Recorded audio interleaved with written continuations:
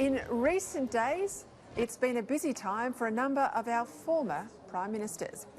First, it was Paul Keating in a significant speech to a business forum where he attacked the Morrison government for, in his view, being mindlessly pro-American, enthralled to out-of-control security agencies who Keating, during the recent federal election, described as nutters, and destructive, he said, of our relationship with China.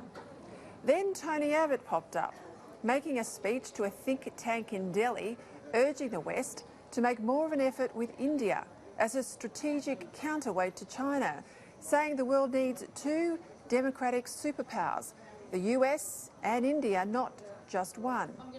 And yesterday we had Kevin Rudd accusing both Abbott and Malcolm Turnbull of being soft on China, even though Abbott had backed Rudd's ban on Chinese connected telco Huawei, and Turnbull, to be fair, initiated the Parliament's recent foreign interference legislation. On China, the Mandarin-speaking Rudd has had almost every position possible, and his attack yesterday could well have been just his own guilt at having scuttled the quadrilateral security dialogue back in 2008 because Rudd didn't want to upset the Chinese. This security dialogue involving the US, India, Japan and Australia has only just got going again after Rudd tried to kill it off, largely thanks to the hard-headed leadership of India's Narendra Modi and Japan's Shinzo Abe. And it's a vital dialogue for us and our region if China is not to be the unchallenged top dog in the Indo-Pacific. Now, always prickly, Turnbull had hardly read Rudd's comments in the papers today before he was straight on Sky News firing back. And while their tit-for-tat was going on, Abbott, who I suspect couldn't give a toss what Rudd might think of him, was out with his local fire brigade, helping to clean up fallen trees and repair homes after the big storms that hit Sydney last night. Says it all, Australia, doesn't it? Former Prime Ministers can play a useful role, saying things that need to be said but might be undiplomatic coming from the current incumbent. Then there are, of course, all the good causes that almost all of them support, like Care Australia, in the case of Malcolm Fraser, Beyond Blue for Julia Gillard, and the Ramsay Centre for Western Civilisation for John Howard. But our former PMs invariably sound petulant and self-serving when they attack their successors and try to rewrite history to better their own standing. Let's see Turnbull's book, reputedly a 50-page get-even exercise before we make a final judgment, but so far it's Kevin Rudd who's the leading contender for the most petulant former leader. As well as sounding off at his successors, Rudd also insisted this week that Australia needs a population of 50 million people in order to stand up to China, as if, what, an extra 10 million or so is going to make all that much difference, Kevin, when we're up against a country with a population of 1.5 billion and an army that's as ruthless as it is large.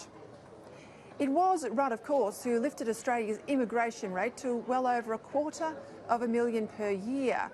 And under his watch, our migration rate blew out to some of the largest intakes in Australian history.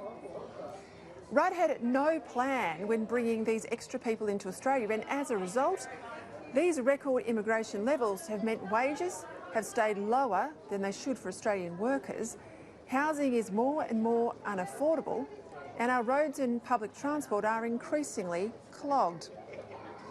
Along with bloated budgets, this is the true Rudd legacy that as a country we're still living with. And forget the claim of Rudd's Big Australia lobby, that the world's best and brightest are coming to Australia. That's not true. The vast majority of Australia's so-called skilled migrants are not working in the area of their supposed skills, which makes it all not much more than a manufactured lie, an immigration Ponzi scheme to prop up growth forecasts in the federal budget.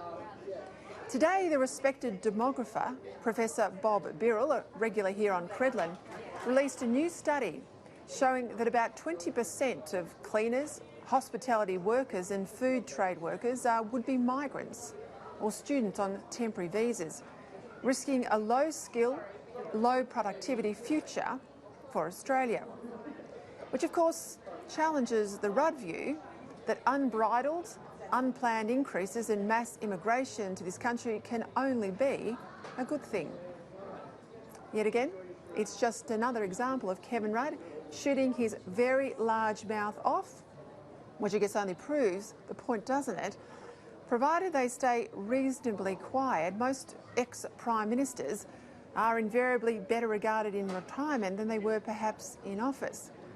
Kevin 07, the Prime Minister who fast became that dud Rudd, seems determined, though, to be the exception to the rule. A message perhaps also for Mr Turnbull.